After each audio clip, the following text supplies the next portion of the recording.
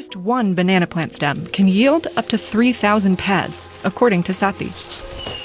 The first step is to cut the stalks in half.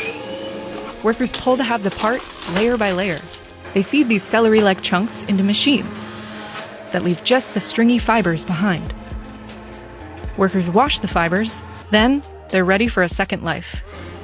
At the Sati factory, workers feed fibers into machines that cut them into shorter pieces. The next step is turning those pieces into this fluff. The founders told us this part is a trade secret.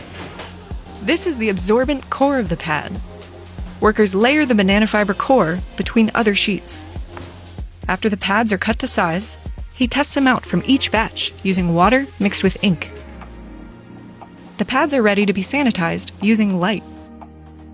Finally, workers package the pads.